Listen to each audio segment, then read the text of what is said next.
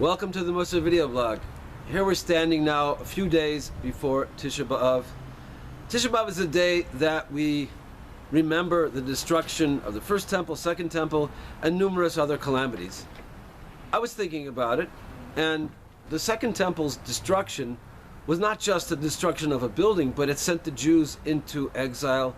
Millions of Jews died.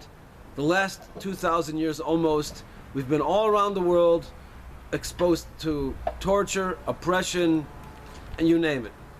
I was contemplating an idea that being that we are in exile, and we're not in the ideal state of the Jewish people, there's something that the Talmud tells us.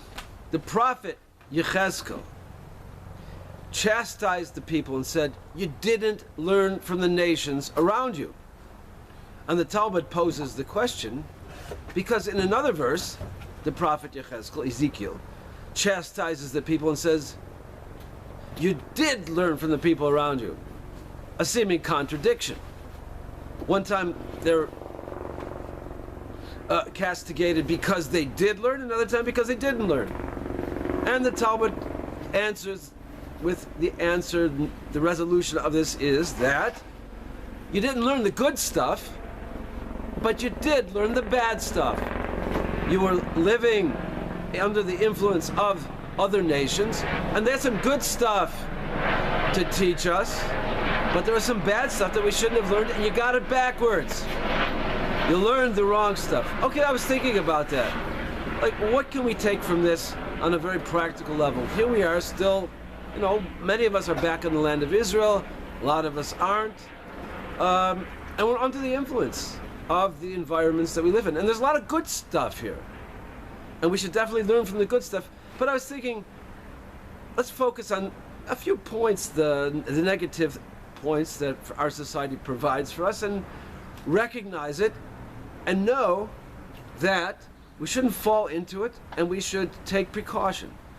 So I think there's one significant drawback of the society that we live in now, is that there is a tendency towards superficiality. There's a big emphasis on the way we look, on the possessions that we have, how we do things, how we look, the car we drive, all kinds of stuff like that. And we put a big emphasis on this. And if a person has a distinguished job, or a person's a movie star, or who knows what, a sports personality, like, wow. And that's not who the person really is. That doesn't tell you what the person really is. Is this truly a good person? Is this person striving to grow, to become more spiritual? Maybe, maybe not. But we don't go that far. We're just so impressed by the outer veneer. And that's an attitude that is very toxic to living a spiritual lifestyle. Because a spiritual lifestyle requires from us that we delve into ourselves. That we don't just take a look at the outer layer and say, oh, that looks good, I'm acting the way people think, but on the inside, who am I? Am I really changing? A Mussar approach requires non-superficiality. It requires to sit on something, delve into it. And again, also like with the internet, quick answers. I got a problem, Google, got the answer. Yeah, but we might be losing the ability to sit on an idea, ponder, try to solve it, see if it works, go back and forth and think more, and not just a quick fix. So these are things which are detrimental to our spiritual well-being. We should put up a guard, use the good stuff how it should be used, but these areas, this superficiality, as I said, is toxic to spiritual development.